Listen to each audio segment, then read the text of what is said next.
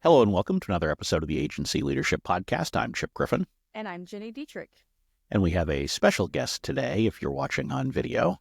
Say a hi. very restless canine. Yes, she wants to play ball, and I had to tell her it's not time to play ball. No, we will, and we're not going to play ball here on the show either. No, we're not. No, but It's not time. To quote Ross from Friends, pivot. Pivot! So for those of you who have not seen Friends, just go watch it. I mean, yeah, just that one scene. You can Google it. You can Google that one scene. I'm sure that Jen will include it in the show notes because anytime we make a reference to a movie scene great. or a TV scene, she likes to actually link it. But we're going to talk about pivoting, not in the same way that Ross on Friends was talking about it. We don't have any difficulty moving a sofa around because we're not going to move a sofa around. No, we're not. I will not even try anymore. If I did that, I would definitely hurt myself. We don't want to hurt ourselves. We do want to talk about pivoting because, look, the world continues to change day by day. We expect more change in the years ahead. One of the questions that I know you've gotten and that I've gotten from some clients is, should their agency be thinking about focusing on different industries, pivoting to a different focus, because perhaps the industry or industries that they're serving today don't have as bright an outlook based on economic conditions, political conditions, other things. And so I guess, the question is, how do you figure out when to pivot? Mm-hmm. And how do you go about it if you choose to do so? Yeah, it's a hard one because you mentioned that we both have clients who are thinking about this. Yeah, we've always said it's a really good idea to have an expertise and to have a niche and to really focus in on industries, and it is. There also are cyclical events that happen that can affect certain industries. During 2020, we saw hospitality, travel, tourism, all of those go down, and so if you didn't have any other industries that you focused on, it was a really rough year for you. We tend to talk about there are recession-proof industries like healthcare, pet care. People will always spend money on their pets, things like that you could think about. But there are industries right now that I think are going to be struggling in 2025 and beyond. Regulatory kinds of things like environmental, cannabis. There are some industries that are having a tough time, and so thinking about how do I take that experience and translate it to a new industry, I think is a smart thing to do, because you want to have it diversified enough that when one industry is down, your whole business isn't sunk. Yeah, I think it's certainly something worth considering. I do, generally speaking, urge caution because it's very easy to overreact to positive or negative news. Sure. And it is rare that even an industry that may not be as thriving today as it was a year or two ago doesn't still have opportunities. And in fact, for small agencies, sometimes your opportunities increase in an industry that's struggling a bit. Not that's completely down and out. I'm not talking about that, but someone that's not as thriving because they may not have the budgets for the mid-sized agency, the large agency. And so someone who is willing to take on smaller projects, be more nimble, might be an option. So before you decide to cast your lot in a different direction, I would really take a hard look at the industry you serve and ask, can you just adapt your messaging or adapt the services that you're providing or package things up a little bit differently in such a way to be competitive in the current environment? Because no industry loses the need for marketing, communications, right, advertising, digital services, etc. And even back in 2020, even industries like hospitality, most of them had new needs that needed to be met. And so if you're serving that industry, could you adapt to provide what they need today in the current environment? Yeah, I think that's a really good point, because in 2020, some of the things that we adapted to were the need for CEOs to understand how to communicate values, because, for so long CEOs have been told, don't talk about your values, don't talk about your beliefs, because you're going to alienate half of your customer base. And then 2020 hit with the pandemic and social justice, and all of a sudden they were told, you have to do this now. And oh, by the way, this is how Gen Z makes decisions. and they're coming into the workforce. So we were able to kind of shift toward education and training of executives on how to do those kinds of things versus, the very tactical stuff that we up to that point had done, like earned media and content marketing and social media, right? So there are ways, I think, to your point, that you can find new opportunities within the industries that you service.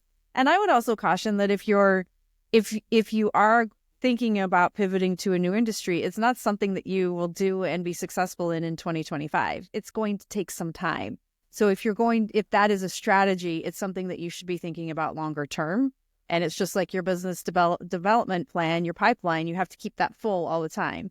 Same thing here. You have to, be really strategic because it's a longer term effect than saying, oh, I think I'm going to go into healthcare now, even though I've been doing cannabis for 20 years. So you have to think about it from that perspective too. Yeah, and I think it's important to think of it as pivoting and not throwing in the towel and starting fresh. Yeah. Are there times you may need to do that? Yes, but that's a whole lot harder, and that's a much longer time frame, typically speaking, to get back to where you are today. And so if you are thinking about this, if you have come to the conclusion that you really do need to move beyond the pool that you're currently fishing in, the more closely adjacent you can remain to it, the more likely you are to be successful. First of all, you and your team have the knowledge that you need to succeed there. You know the language and those kinds of things, and you know how to produce the results for that kind of client. So my encouragement is to, before you start thinking about a whole new industry, think about how can you maybe expand your definition of the current industry or industries that you serve. How can you find something that's immediately adjacent to it that you might be able to move into? Yep. And you're much more likely to have success in the near term in that way than you are saying, okay, I've been in the oil industry, and so now all of a sudden I'm going to go into telecom or right. Something like that. Yeah. I actually last year I did a panel for Notified, and one of my fellow panelists talked about this a little bit. He said, when he was building his agency, instead of going after a whole bunch of different industries, he took his really specific automotive experience and then looked at adjacent industries. So he was able to go into electric vehicles and then into tires, I guess is pretty profitable. Who knew? Mm-hmm. And other manufacturing types of things that he had adjacent kinds of experience with. And I think that's really smart advice, because it's not going from cannabis to healthcare, right? Or hospitality to manufacturing. It's creating the opportunity for you to use the experience that you have and help build businesses inside different industries that are affected in the same way. Yeah. And you really want to be thinking about, who can you solve similar problems for? What industries do you and your team already have knowledge about and mm-hmm. around, so that mm-hmm. you're not having to start from square one and understand all of the lingo that they're using and understand their client base and things like that. You want to stick with the things that you know and you can succeed with, because that's easier to sell to a prospect, but it's also easier for you to execute profitably. And we always talk about that it's not just about chasing the revenue. There are lots of places to go and chase revenue. You need to chase profits. Yes. And if you have to relearn everything, it's really hard to generate profits, at least in the near term. Yeah. And also, clients don't want to pay you to learn on their dime. They want to hire agencies that have the experience and the knowledge, because typically they're hiring you because you're the expert. Really hard to be an expert if you're going into an industry where you don't have any knowledge. Yeah. And as you're thinking about this too, I would also say, don't chase the next gold rush. It's really easy to sit there and see, okay, well, this industry is really hot right now. Everybody's talking about them. There's a lot of buzz around it. Those are generally places you don't want to go unless you already have specific knowledge, expertise, connections, those sorts of things. And this has happened a number of times over the years, where you have an agency that says, well, I remember this very distinctly, probably 5-10 years ago, agencies left and right wanted to get into cannabis mm-hmm. because it was, everybody's talking about mm-hmm. it. It's starting mm-hmm. to get legalized. There's lots mm-hmm. of opportunities. And so it sort of became a gold rush. And you looked around and there's like a million agencies that now claim expertise and focus on cannabis. Same thing happened a number of years ago with crypto. There's a lot of these kinds of things. And as we sit here and we look at headlines here in 2025, there are going to be any number of things that you're going to look at and say, ooh, they're going to be doing really well. I need to go chase that. You just need to remember, everybody else is chasing it too. And so now what you're doing is you're going into an area that maybe you don't have a lot of expertise or connections, and there's going to be a lot of other people flooding that market. Is that really where you want to be? You're creating an uphill battle for yourself in a number of different fashions that is not likely to be helpful. And I would say to that as well, that when it's not just industry that you focused like that, I mean, back in the day, we had everybody say, oh, well, I'm going to be a social media agency now. And look how well that's turned out. And now everybody's saying, well, I'm an AI agency. You can bring social media into your agency. You can bring AI into your agency, but focusing solely on those things, we've seen historically that doesn't work out. I remember having a conversation with a really good friend who ran a PR firm, and she said, we're going to go all in on social media, and that's what we're going to be, as a social media agency. And that agency no longer exists, which sucks, but because she went all in on it. And I remember saying to her, I don't think this is a good idea, and here's why. And she thought that I was wrong. And I'm not saying it like it was really crappy. She did not pivot like she should have. But same thing with AI. Like you absolutely can be using AI inside your agency, and you could be teaching your clients how to use it effectively. But going in all in and saying I'm now an AI agency is not a very smart idea. No, and look, I think that one of the things you have to think about anytime you have that kind of a specialization is you first have to start with, is this really an expertise that I have, right? Right. So for folks like you and me, focusing on social media back in the day kind of made sense because we were sort of, OG social media people, if you will. But I saw a lot of people who really knew nothing about social media, but they heard about it, and they're like, so we need to focus on this. Same thing with AI. If you actually understand AI and you find innovative ways to bring it, it makes more sense to at least integrate it with your practice. Yes. In a more direct way. Yes. But if you're just doing it because you heard the term and you're like, this is where to go, you're much less likely to have success. And I would also encourage you, if you're thinking about pivoting on the services that you offer, or the focus from that standpoint, be really careful about hyper specialization. I think about the agencies just a couple of years ago who were creating Clubhouse practices, and we're going to focus on Clubhouse. Oh, right. How'd that work out for you? Or back in the day, I love this one, Second Life. I mean, there were media outlets that had Second Life bureaus. I think Reuters was one of them. Really? I don't remember Seriously? that. Yeah. How'd that work out for you? Right. You've got to be careful about chasing these things, because just because they have headlines for a few weeks or a few months doesn't mean that it's something you need to be leaning that heavily into. Yeah. Particularly if it's not something that you really understand, that you're passionate about, that you have a way of going about monetizing it. Just saying it and including it in your marketing materials because everybody's using that term. I mean, because everybody today claims AI, and they've been doing this even before, we had ChatGPT out there, a year and a half ago or so. People were still, they sprinkled AI into everything. And software companies love to say, we use AI for this. No, you don't. Now, today, people actually are using at least generative AI for a lot of things legitimately in their products and services and that kind of stuff. But even still, it's a stretch. And so don't stretch on these things. Lean into what you actually know, where your actual expertise is, where you can actually produce results.